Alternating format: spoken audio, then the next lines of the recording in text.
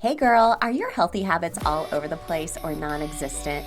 Do you wish you could find true food freedom, move your body for joy, and really just talk a little nicer to yourself? If you have tried to habit hack your health, but the strategies you've tried just haven't worked for you in your busy lifestyle, then this podcast is for you. Hey, I'm Emily Nichols, habit and fitness coach, behavior change specialist, and Taco Tuesday enthusiast.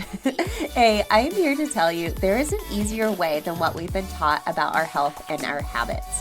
How do I know? Well, because I've transformed my own life through habit hacking, and now my family gets the best of me, and I now help my clients do the same. I'm now going to teach you how to create healthy habits in less time, guilt-free for all seasons of your life. It's not your fault your habits haven't worked, my friend. We just have to do them differently. So, are you ready to feel empowered and transform your habits and life? Then let's do this. Hey gang, welcome to Habit Hack Thursday. Today we are talking about one of your favorite topics, food freedom.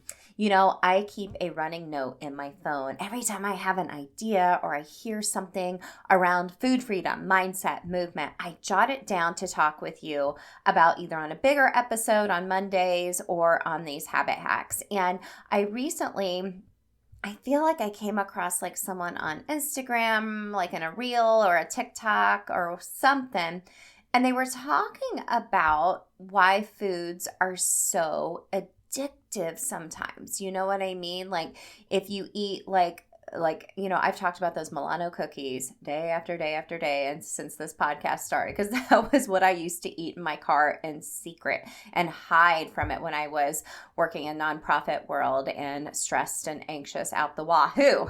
That's for a story for another day, though. And it's funny because I really wouldn't sit there and eat like a bag of broccoli like that. So why was I doing that with cookies? And I heard this TikToker reel the other day saying how they make foods, like processed foods, so addictive and that it can actually change our taste buds. Like, y'all, we are changing our taste buds. So I wanted to habit hack this a little bit together because, you know, it's not our fault entirely that maybe some foods we feel like super addictive to. I know we've talked about before, either you are a sugary or salty person. In most cases, it's always sugary for me. But if I do pop open a bag of potato chips, I'm not going to eat just a couple. I'm going to keep eating them over and over again. And I think we're eating more and more processed foods because of the convenience, because of the taste. And what happens over time is our taste buds change. And, you know, you kind of think of like your kids, like if we're all eating a bunch of processed foods, like whole foods might not taste as good because they aren't super salty, super sugary, super fat, and not like the good fat, but like super, that's like the top three like mixtures they do together, like salty, sugary, and fatty. It's a combo to on purpose, to make food more addictive. And not to mention like the marketing campaigns everyone employs as well. So in thinking about this in regards to habit strategy and a habit loop, you actually are sending a reward response to your brain. You know, we have that habit loop, a cue, routine, reward. Maybe your cue is you get stressed. The routine is you pop open a bag of potato chips or cookies, you eat them all the other side. Maybe you have that reward response going on in your brain. Now, usually you would never sit there and eat like a whole container of like strawberries or broccoli, but we will sit there and eat a whole package of processed foods. And I want you to think back to a time where maybe your emotions got the best of you and you were using emotional eating as a band-aid for whatever you were feeling. We've all been there. It is one of the big topics we habit hack together inside of the Food Freedom Habits Accelerator, because I get it, girl. I get it. Food is emotional. Food is a habit in itself. We habit hack this together. But I just want you to know it's not your fault. And I want to give you a specific example of this. When I heard this person on TikTok or Instagram talk about your taste buds actually changing, it made me think back to when I did one of my very first rounds of the Whole30. You all know I used to be a Whole30 certified coach, an advanced Whole30 certified coach, plant-based Whole30 certified coach. I don't coach it anymore. I do really believe it led me to finding my own version of food freedom, but I think it can be problematic for some folks, but that's neither here or there. But I thought back to that time because at that time I was eating like sugary stuff to like help me like soothe and feel better. And I thought back to when I did that Whole30, and I didn't have sugar for a whole month. Now, I'm not saying you don't have to restrict sugar for a whole month, but we'll habit hack this together a little bit deeper, but this is more of an extreme example. I didn't have sugar for a whole month, and I noticed my taste buds changed. Okay? I noticed that strawberries in particular tasted so much sweeter and juicier and sweeter than I ever thought they did. And I remember after doing the Whole30, I went and got some of those Milano cookies, and I was like, nah, they don't taste as good. Like, they tasted chemically. They tasted processed. I remember having this discussion with my husband. My taste buds changed. I was fueling myself with more whole foods instead of processed foods, like absolutely no processed foods for a month.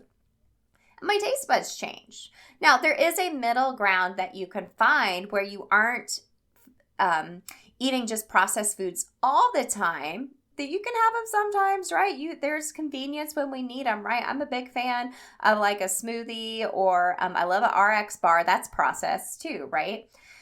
I'm a big fan of finding a middle ground though, right? I just mentioned the Food Freedom Habits Accelerator. That is one of my signature mini courses to help you habit hack eating more whole foods. But find that middle ground where you can still have the cookies, but not feel guilt or shame or let it spiral from there and totally change your taste buds, okay? So many times eating processed foods is really just a habit, right? And one of the ways we can habit hack this together is to purposely change your taste buds. So we are going to purposely habit hack changing your taste buds today. Now, research shows that your taste buds regenerate every 2 weeks. And the more you eat like whole foods, fresh fruits, vegetables, the better those foods will actually taste. I think this would be an interesting experiment if you have picky eaters who don't like fruits and veggies. Like, take away all of like the extra sugary, salty, fatty stuff, like processed foods. And, you know, if you're like, my kid's not going to eat anything, like, trust me, they will eat eventually. And I wonder if their taste buds would change over a 2-week time. So let's chat about a few ways to transition to more whole food options and really change your taste buds without going to like an extreme, like how I did, like no sugar for 30 days. And we'll habit hack it together at the end with a habit loop. So first, I want you to think of this as a gradual transition. I'm not saying don't have sugar for 2 whole weeks. Abruptly switching from processed foods to only like whole food options might be difficult. Just it's a stark contrast in flavors and convenience and what you're used to eating, because it's a habit. So make gradual changes. So like, for example, if you always have cereal, like I love Cinnamon Toast Crunch, maybe you have oatmeal instead. Okay. Next, experiment with whole foods. So introduce a variety of whole, minimally processed foods into your diet, like fruits, veggies, whole grains, lean proteins, nuts, seeds. Experiment with different cooking methods and flavor combinations. Love that, right? Reduce your sugar and watch the salt. So I'm a big believer in salt for electrolytes. And I think sometimes salt has gotten a bad name, but I think it can be a triple threat when it's sugar, salty, fatty all together. So really just kind of looking at your labels, seeing how much sugar is in things, and just kind of reducing it.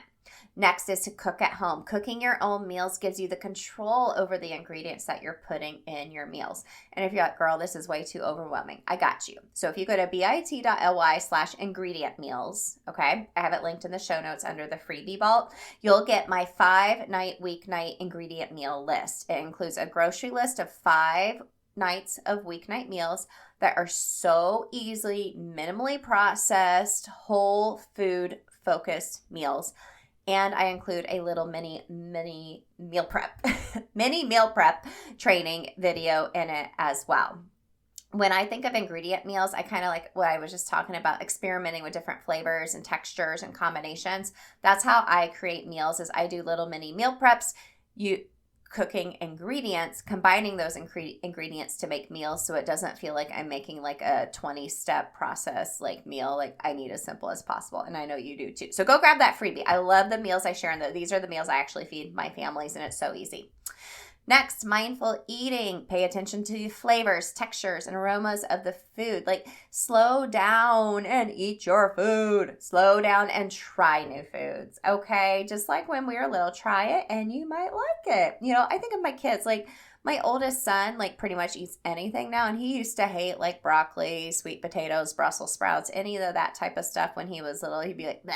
And I see my 11-year-old still doing that too for some foods, but now my oldest loves everything. It's just because he tried it, and you just have to give it time, right? Changing your taste preferences takes time, and it might even take several weeks or maybe months for your taste buds to adapt to healthier flavors, but it doesn't have to be a big contrast of like, I'm never eating sugar and processed foods again. That's not sustainable. That's not realistic. And we're all about being real and sustainable here on Habit Hack Your Health. So follow these tips to help you change your taste buds. Note any differences that you see over time. This might be a good habit tracker eventually someday. As you know, we just launched the Ultimate Habit Tracker. It's our new digital habit tracker. It's compatible with Google Sheets and Excel. I'm freaking obsessed with it, and we'll be launching more digital trackers coming soon. I've had a lot of folks give me some suggestions, so I am loving it. I can't wait to create these for you guys.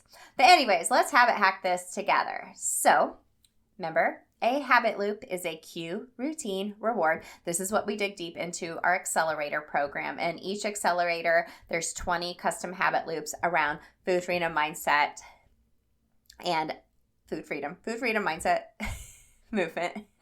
I get them confused. I talk too fast sometimes. But I have 60 habit loops in total if you do the bundle to help you habit hack your health. Sometimes you need a little inspiration, and I give that to you. I loved putting those together for you all, by the way. So let's habit hack changing your taste buds. So your cue could be mealtime. Your routine is include one veggie and one fruit, right? Instead of opening like a minute rice with like a bunch of ooey gooey like flavorings in it, just like do like a fruit and veggie instead as your sides. Reward, you change your taste buds over time and crave whole foods versus processed. So this is a fun experiment for you to try, gradually reducing maybe some of the extra sugar and processed foods, introducing more whole foods, and see how it goes over the next couple of weeks. And let me know if your taste buds have changed and those whole foods taste even yummier, and maybe those processed foods taste a little bit more, well, processed. All right, gang, that ingredient meal freebie is linked for you in the show notes. Let me know if you grab it. It's one of my most popular freebies. I love it. And of course, if you want to grab an accelerator, it's linked in the show notes for you as well. The Food Freedom Habits Accelerator is the most popular one because food is so multifaceted and so emotional. And girl, we just got to do habits differently. So I got you. All right, friends, thanks for tuning in. I'll catch up with you next week. Hey girl, real quick before you go, did you know I have a secret podcast where I talk all about why most habit strategies don't work for us women? Spoiler alert, it's not our fault. Visit bit.ly/atomic habits for women. It's linked in the show notes to access my secret podcast series and have your biggest aha moment about why and how women have to do habits differently. And if you love the podcast, the number one way you can thank me is to leave a rating and review in iTunes. That way more mamas can find the show. Love and appreciate you, friend. We'll see you next time.